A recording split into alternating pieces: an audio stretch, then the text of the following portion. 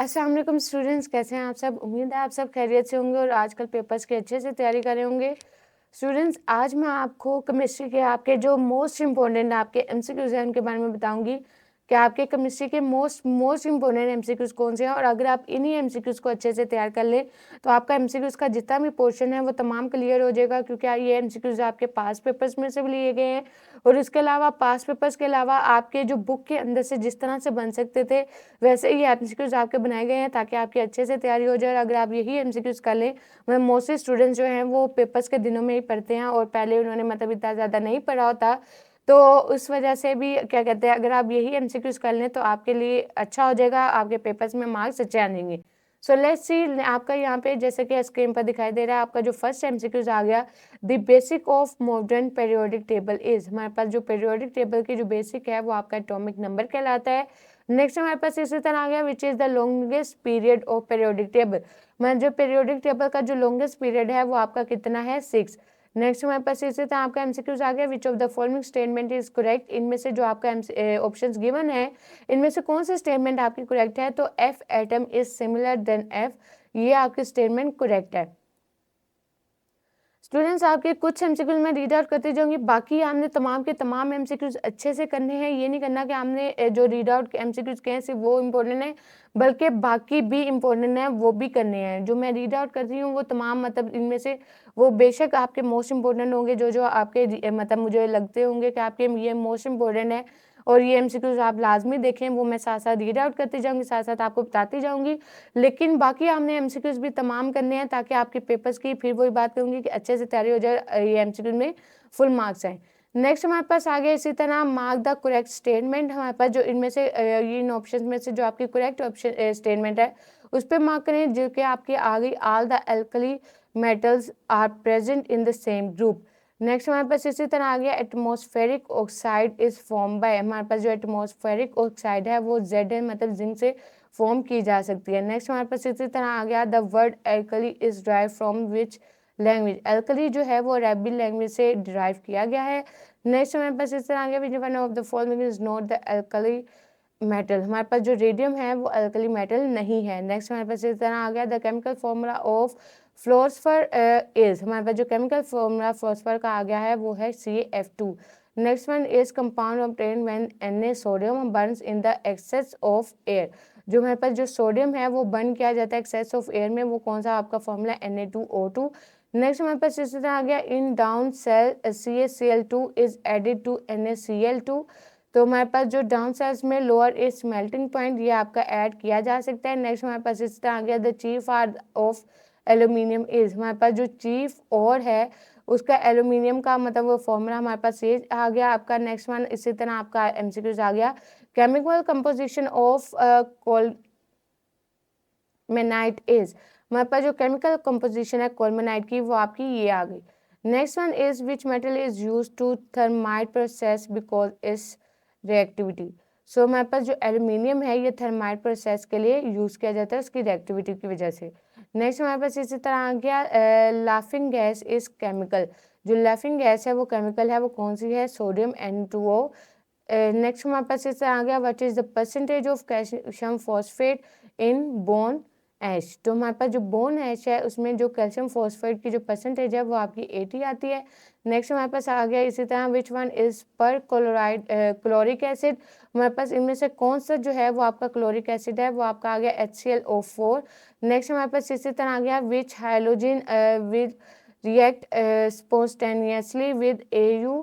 हमारे पास to produce AU+3। हमारे पास जो ऐसे इनमें से कौन सा जो हेलोजन है वो स्पॉन्टेनियसली रिएक्ट करता है, वो हमारे पास आ गया I2, मतलब आयोडीन आ गया। नेक्स्ट हमारे पास इस तरह आ गया, which one is the chlorous acid. इनमें से जो कौन सा है जो कि क्लोरियस एसिड है, HClO2। नेक्स्ट हमारे पास इसी तरह का एमसीक्यूज आ गया, an element that has high organization ionization energy and tend to do be chemical inactive would most likely to be. हमारे पास इनमें से कौन सा होगा, वो के आपका आ गया अनोबल गैस।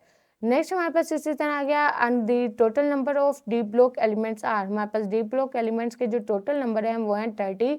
नेक्स्ट हमारे पास इसी तरह आ गया, group 4 B of transition element contain, हमारे पास जो ट्रांजिशन एलिमेंट है वो क्या कहलाते हैं, वो क्या कंटेन करते हैं। तो हमारे पास जो इसके मतलब उसके जो फॉर्मूलाज हैं उसके साथ भी आ सकता है। ये आपका जो एमसीक्यूज है ये आपका ओरिजिनल इसकी जो फॉर्म्स हैं उनके साथ भी आपका रिटर्न फॉर्म में आ सकता है। सो नेक्स्ट हमारे पास आपका आ गया the colour of transition metal complexes is due to, हमारे पास जो ट्रांजिशन मेटल है उसका कलर किसकी वजह से कम्प्लेक्स में आता है, वो हमारे पास आ गया D transition of electrons. Next हमारे पास इतना आ गया which is not an ore of iron, इसमें आयरन का कौन सा ओर नहीं है, मतलब वो आ गया आपका कैसिट्राइड। नेक्स्ट हमारे पास इस तरह आ गया mild steel contain carbon percentage, हमारे पास जो माइल्ड स्टील है इसमें कार्बन की कितनी परसेंटेज पाई जाती है, 0.1 से 0.2 तक। नेक्स्ट हमारे पास इसी तरह आपका एमसीक्यूज आ गया which one is the heterocyclic compound of oxygen, तो इसमें से आपका कौन सा हेट्रोसाइक्लिक कंपाउंड ऑफ ऑक्सीजन है, वो है फ्यूरन। नेक्स्ट वन हमारे पास इसी तरह आपका आ गया linear shape is associated with the set of hybrid orbital, तो इसमें जो आपका राइट आंसर है उस पर आप टिक कर देंगे जो कि आपका आ गया एसपी। नेक्स्ट हमारे पास इस तरह आ गया the state of hybridization in ethene mole is, ethene mole में जो हाइब्रिडाइजेशन है वो आपके आ गई sp2। नेक्स्ट वन हमारे पास इसी तरह आ गया the former of chloroform is, हमारे पास जो फॉर्मूला है क्लोरोफॉर्म का वो आपका आ गया CHCl3। नेक्स्ट वन हमारे पास इस तरह आपका एमसीक्यूज आ गया conversion of unsaturated hydrocarbon, saturated hydrocarbon is presence of the crystallite is called as, हमारे पास वो क्या कहलाता है आपका हाइड्रोजिनेशन। नेक्स्ट हमारे पास इसी तरह आ गया आपका the addition of unsymmetrical reagent to an unsystematical alkyl in accordance with the rule. So इसमें जो राइट आपका आंसर है उसमें आपको टिक कर देंगे। नेक्स्ट हमारे पास इसी तरह आपका आ गया which of the compound which compound is the most reactive, इनमें से कौन सा कंपाउंड जो है वो आपका ज़्यादातर रिएक्टिव है, वो आपका आ गया आंसर एथीन। नेक्स्ट वन हमारे पास आ गया aromatic hydrocarbon are drives of, हमारे जो एरोमेटिक हाइड्रोकार्बन हैं वो डेरिवेटिव्स हैं किसके, बेंजीन के।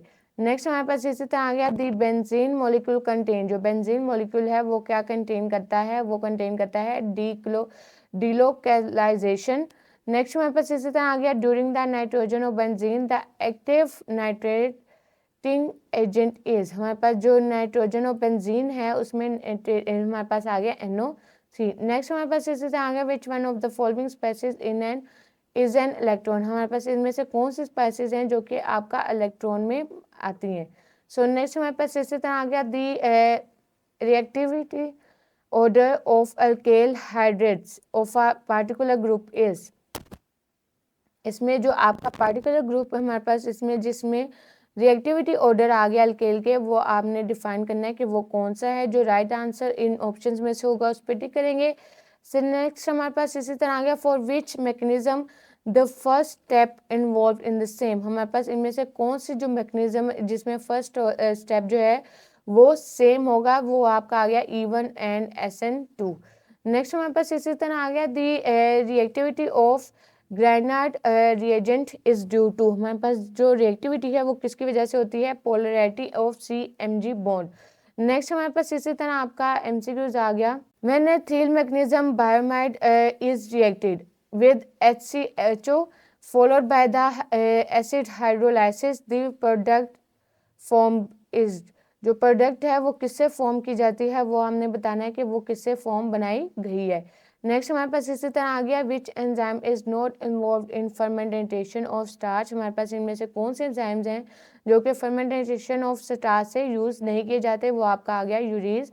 नेक्स्ट हमारे पास इसी तरह आ गया which is the most soluble compound in H2O, हमारे पास इनमें से कौन सा जो है वो मोस्ट सोल्यूबल कंपाउंड है, वो आपका आ गया मेथनॉल। नेक्स्ट हमारे पास इसी तरह आ गया formalin is 40% of solution of formaldehyde water. Next हमारे पास इसी तरह आ गया which one of the following compound will not give the iodoform test in the testament of this one, हमारे पास आ गया इसमें 12/NaOH। तो हमारे पास इसमें आ गया जो राइट आंसर आपका आ गया 3 पेंटानोन। नेक्स्ट में हमारे पास इसी तरह आपका एमसीक्यूज आ गया the acetone react with NCN to form the cyanohydrin in its example of. So the right answer इसमें जो आपका होगा उस पर आप टिक कर देंगे। जैसे आपका यहाँ पे आ गया न्यूक्लियोफोलिक एडिशन। नेक्स्ट हमारे पास इसी तरह आ गया which one of the following compound with react with Fehling solution.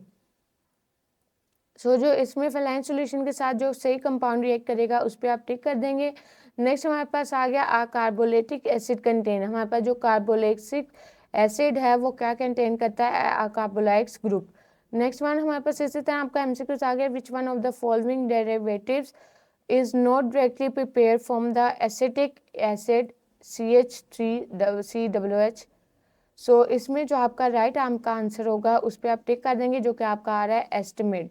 Next हमारे पास इसी तरह आपका एमसीक्यूज आ गया acetic acid is manufactured by fermentation. Next one is which acid is used manufacture to scientific fibre. So acetic acid जो है वो साइंटिफिक फाइबर के लिए यूज किया जाता है। Which one of the neutral amino acid.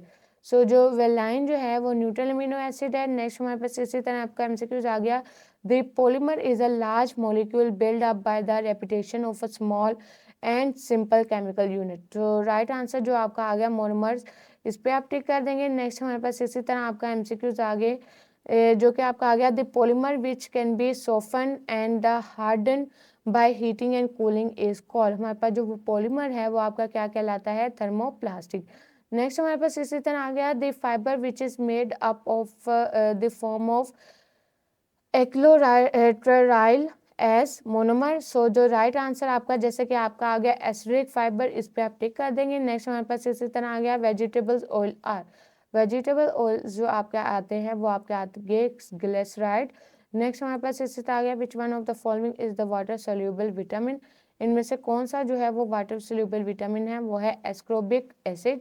Next हमारे पास इसी तरह आ गया विच 3 elements are needed for the healthy growth for plants. हमारे पास इनमें से कौन से जो एलिमेंट्स हैं वो हेल्थी ग्रोथ ऑफ प्लांट्स के लिए यूज किए जाते हैं, वो है एनपीके।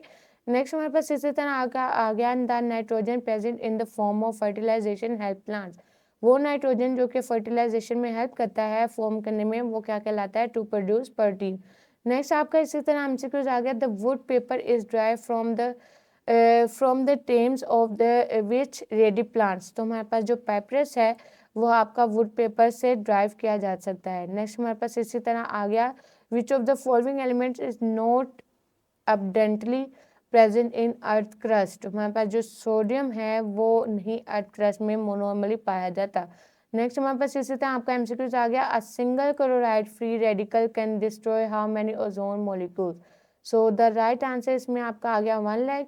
नेक्स्ट हमारे पास आ गया नेक्स्ट आपका एमसीक्यूज आ गया इसमें the in purification of portable water the coagulant used is. हमारे पास जो प्योरिफिकेशन वाटर में एल्यूमिनियम सल्फेट जो है वो यूज किया जाता है। इसी तरह नेक्स्ट आपका आ गया the newspaper can be recycle again and again many times as. जो हमारे पास न्यूज़पेपर है वो रिसाइकल किया जाता है कितनी बार, 5 टाइम्स। सो स्टूडेंट्स ये आपके एमसीक्यूज थे और ये तमाम एमसीक्यूज आपने लाजमी करने हैं ताकि आपका एमसीक्यूज के कंप्लीट अच्छे मार्क्स आएँ। So best of luck for your papers की अच्छे से तैयारी करें ताकि आपके नंबर अच्छे हैं। फिर मुलाकात होगी, तब तक के लिए अपना बहुत सारा ख्याल रखें। अल्लाह हाफिज़।